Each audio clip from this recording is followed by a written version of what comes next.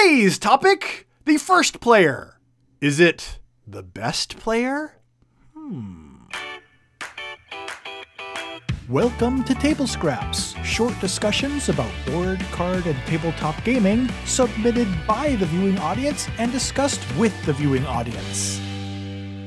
Hey there everyone, and welcome back to another episode of TABLEscraps. I'm your host, Chaz Marler, and I will be discussing today a question that has been posed to us by a viewer of the show. And that viewer today is going to be Patrick Doss, who asks a very interesting question about the whole concept of first players and what kind of advantage that gives. Patrick says, topic, is first player always best player? What are some of the best ways tabletop games mitigate the decision of who goes first, and is it always an advantage to be first player? Some games offer bonuses to players who go second, third, and so on. For example, a game may offer those who go after the first player additional money or points to start with to make up for going later, which would otherwise give the first player an advantage. Or does it? Are there games where it is more advantageous to go later? Why or why not?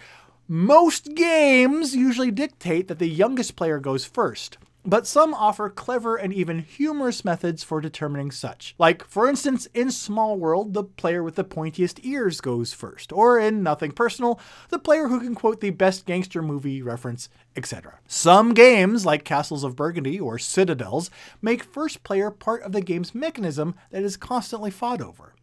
But does the decision of who goes first alter the strategy of the game, and does first player really have an advantage? Oh boy, that is an excellent set of questions there, and one that I didn't even realize that I had something to say about until you asked. So we'll start with my thoughts on the topic, and then we'll move along to a half dozen or so questions and comments on this from the live viewing audience. So let's start with this answer for you, Patrick. My answer, which is no. I don't think that the first player necessarily automatically has an advantage. Even in games where the other players receive no compensation in the form of additional resources or anything, I think the first player still does not necessarily have an advantage. I think it varies from game to game. It even varies on the win condition. Is the win condition necessarily who reaches X number of points first? Or is the win condition when X number of points or X win condition is reached, you finish the round so everybody gets an equal number of turns or stuff like that? So just the win condition for the game can greatly affect whether or not the first player truly has any sort of advantage, even when additional resources are not given. But the absolute definitive example I have, and then I will rest my case, is a game in which I actually find that the second player seems to have an advantage. This is not necessarily a traditional board game, but it is an electronic version of a card game, and that game is Hearthstone. Hearthstone is a two-player card game, and in Hearthstone, the second player gets an additional resource. Okay, you use little mana. You start off with 1 mana on your first turn to spend to play your cards, and each turn you get an additional mana. So second turn you'll have 2, then you'll have 3, up to 10 mana. But the second player then starts with 1 additional mana available at their disposal that they actually can even save for playing in a later turn. So the second player could start with 2 mana on their first turn. Now, why do I care? Because in Hearthstone, I have found that I have kind of a 50-50 win to loss ratio. And I also find that I have a 50-50 first to second player ratio. I think you can see where I'm going with this. I have found, though, that when I am the second player, I win those games probably about 75% of the time. So if I'm second player 50% of the time, and I win 50% of the time overall, that means that when I'm first player, I'm winning 25% of the time, and I'm second player, I'm winning 75% of those times. So I am convinced, I am willing to write it down in stone or some other form of non-combustible material, that I believe that at least maybe the way that I play. No, I'm not even going to, no, I'm saying it straightforward. I am willing to say that I believe firmly that in Hearthstone, the second player has the advantage over the first. And that has just been my experience, but my experience is all that I have. So don't take that away from me. So I don't think that it's necessarily a first player. I think a way that a game is designed and the way that the first player offset mitigation of additional resources are designed, I think that it can give a player an advantage, but it is not necessarily always the first player who has that advantage. And that can vary from game to game. So there's my nonsense I'm spouting. Let's turn over to the chat to see what definitive facts and figures they have to weigh in on this conversation with. Let's start off by a definitively straightforward statement by Christopher, who says, "This question's answer varies wildly by game." And I think what's important to point out about Christopher's statement is that it matches my own opinion. So we're off to a good start. Let's continue on here with Sasha, who says, "Lots of games nowadays have those nice little first player rules. I remember demoing Kadama where the player who wears the most green goes first. The whole group wore black and the rule completely fizzled." That is kind of a related topic on this that I would be interested in finding out more about. What do you guys think about those built-in cute little rules about who goes first? I'm going to go out on a limb and confess that they're not my favorite. And not because they're not witty. I do appreciate the wittiness of them, but because it locks it down to one first player rule. For example, if you play a game where the youngest player goes first, well, when you play that game with your family, you always have the same person going first. So don't tell anyone, but when I play a game, we usually ignore the cute little witty rule and we usually just randomly choose who wants to go first. Don't tell the game publishers though, because in essence, it means we're playing their game wrong. And every game needs to be marked with an asterisk. So that's evil. Let's though continue the conversation with Trevin, who says, "Any game where you finish the round has a huge disadvantage for the first player. The start player never gets that bonus turn. A Splendor, Ticket to Ride, many games do this."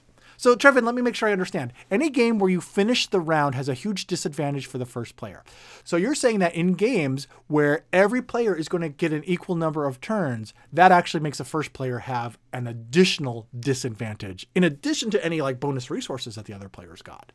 That is interesting. You know what it would take to really answer this question is some sort of almost tournament-like setting where you actually have the same game being played by a group of 100 people and they mix until everyone gets a chance to play the game equally with everyone else in that group, and then track the same players, how well they fare, with the only change being in which position they play, first, second, third, fourth, whatever.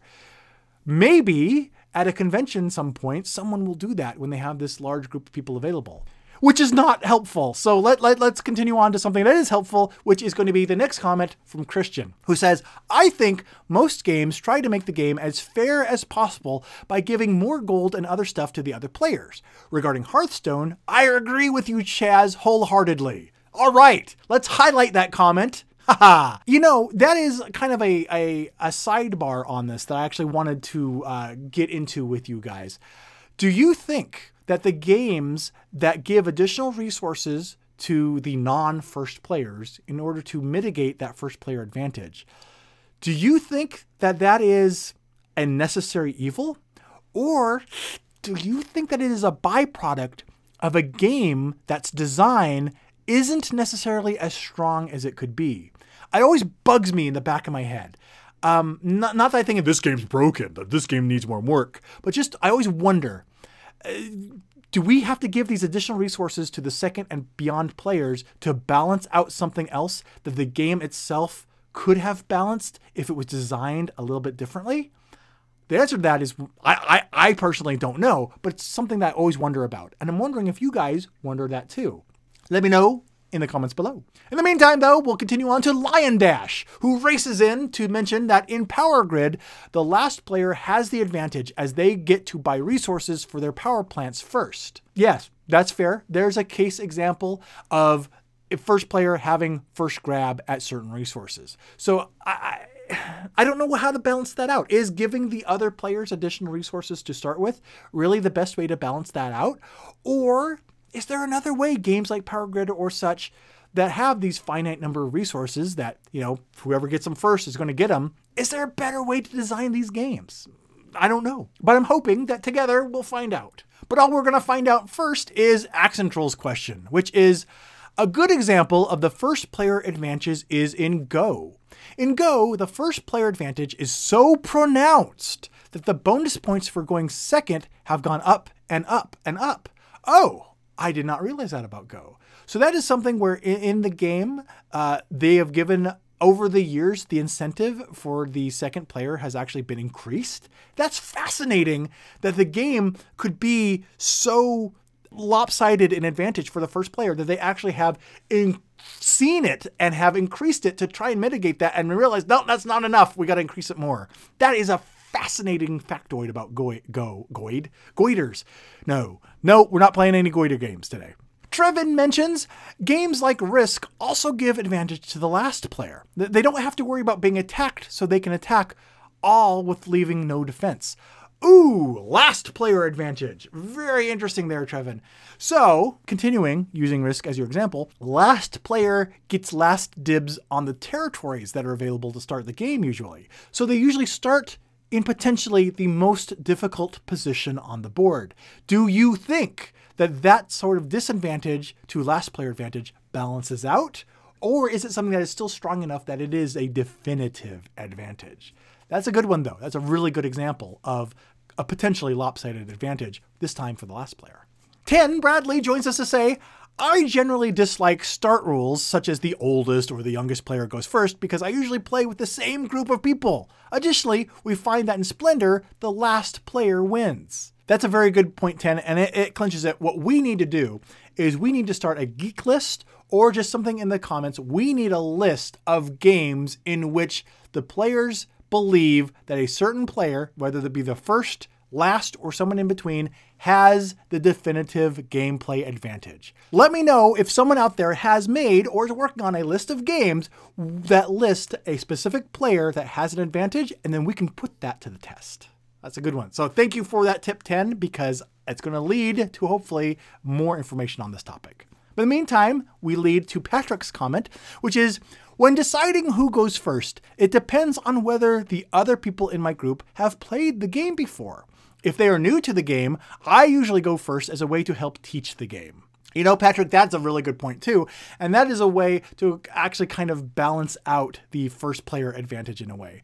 I know when I am playing a brand new game, I actually ask if I can go last because I want to see what other people do on their turns to try and kind of just click those last few pieces of the puzzle together. Who has played most often can definitely be a determining factor in sometimes making things fair by determining who goes first. So that's a really good example there, and something that is very applicable to multiple gameplay scenarios. All right, let's go to Axentroll, who says, my preferred method of determining start player in Star Realms is to ask if the first card in the trade row has an odd or even price. Oh, totally random. Nice use of randomization there without having to introduce additional components or elements to produce that randomization. I like that.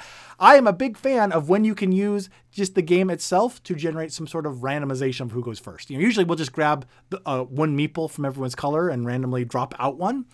Any way that you can kind of randomize it using the game itself always kind of feels good, makes you feel a little bit more clever, and prevents you from having to have other stuff around. So Axentroll, that is an excellent example for a way to use Star Realms to randomize the first player setup. That's really cool.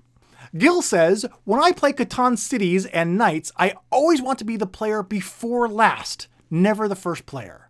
No, so wait. So Gil, you don't want to be first, you don't want to be last, but you want to be the second to last player. So whether you're playing with 2, 3, 4 players, when you play Cities and Knights of Catan, it's always second to last. That is a very specific placement, and I can see games where I'm kind of in a similar boat, but let me know, if we run out of time, let me know in the comments below or whatever, why? Why in that particular game is it you want to be the player before last? Very curious to know what the criteria is for that game that leads you to that decision. And anyone else that has a specific spot, a specific number for a specific game that you want to always go, let me know what that game is and the position you want to play and why. Sasha mentions, I like how they handled the placement of settlements in Catan. The first player has the advantage of choosing the spot he wants and having the disadvantage of taking whatever spot is left in round 2. Oh, that type of snaking, where you go first player, second player, third player, fourth player, third player, second player, first player. That is definitely a nice way to balance out that first player advantage. And I agree. And I always like games that use a spin on that type of idea, because I think that type of snaking method, or whatever you call it, the back and forth method, I think that does do a really good job at helping mitigate the first player advantage. Anyone else who can think of other game mechanisms that mitigate? We've talked about giving other players additional resources. We've talked now about the back and forth of choosing or obtaining resources. Any other methods out there that are the most common methods for mitigating first player advantage? Let me know, and we might even talk about those in more detail in upcoming episodes. But in the meantime, we're going to finish off this episode with a comment by Ethan, who says, I like that in Century Spice Road, one of the randomly distributed player mats designates the start player. It's also an example of a game that has different starting resources for first, second, third place, etc. That's true. You will deal out the little caravan cardboard boards that each player has to keep their tokens on. And one of them, you flip it over, whoop, and it's like, oh, you're first player, surprise! So that's kind of cool. That is a really easy way, again, using the game's built-in components very smartly to randomize the first player. Thank you for that example, Ethan. That's a really good example of that type of thing that we're talking about. And hopefully that kind of just will help to remind us of all the others that are out there for us to talk about. Because while we're out of time, it doesn't mean that we have to end the conversation here. You are more than welcome to continue this conversation either in the YouTube comments below or over on the Pair of Dice Paradise Facebook and Twitter pages, and maybe even Instagram, if I can figure out how to make conversations there work instead of just seeing people's comments and not be able to comment on it, because Instagram does not play very well with me yet. But who cares? What's important is that episodes like this have been made possible by viewers like you who have been supporting the Pair of Dice Paradise fundraisers. Thank you very much for your support. It really does make a difference, and it is really appreciated. But until the next time that we get to have a conversation about board games together, I've been Chaz Marler, who, along with the live streaming YouTube chat, have been serving up some table scraps. Talk to you again soon.